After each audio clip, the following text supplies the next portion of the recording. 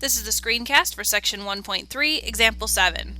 We're going to work backwards from example 6. Instead of giving us the piecewise function definition and us sketching the function, they have the sketch drawn and we have to define the piecewise function. Well, I can see there are clearly two pieces to this piecewise function, so I'm going to say f of x equals, and I'm going to leave room for two pieces. Looking on the left of this function, this looks like the basic function y equals x squared, so that's the definition. And it's defined from negative infinity up to 0. So I'm going to say x is less than or equal to 0. Then the second piece looks like the square root of x. And it is defined where x is greater than 0.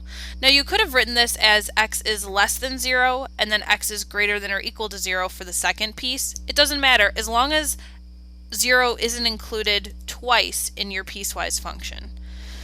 To double check, I'm going to put that in my calculator and make sure that my definition graphs to be a sketch of what they had. So I'm going to put x squared and multiply by the parameter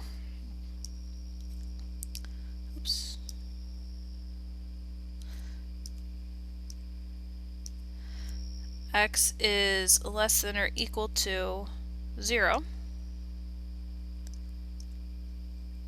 And then I'm going to say the second piece, square root of x, multiply by the parameter x is greater than 0. And see how that goes. Yep, looks exactly like theirs. Good. The now try problem number 47 has us go from the definition of the piecewise function to a sketch. So I'm going to draw my x and y axes without using a calculator first. I'll check it with my calculator, but I'm going to try drawing it without. The absolute value of x, that basic function is the v-shaped function whose corner is at the origin.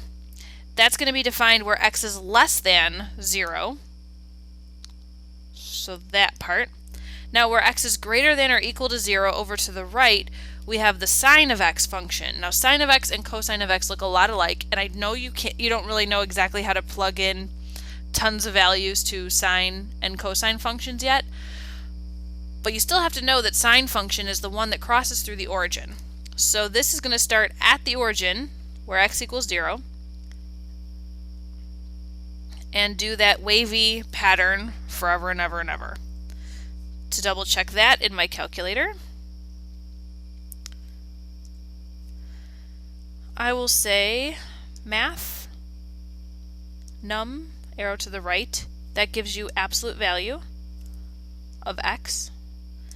And I'm going to take that absolute value function and multiply by the parameters x is less than 0. Then the other piece is going to be sine of x in parentheses. Close the parenthesis for the sine function and the parenthesis around the whole function.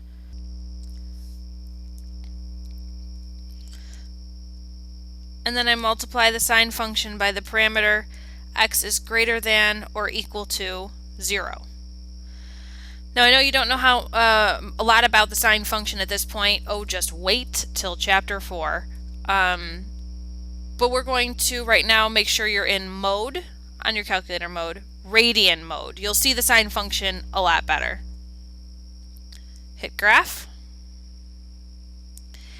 And the graph does turn out to look exactly like my sketch.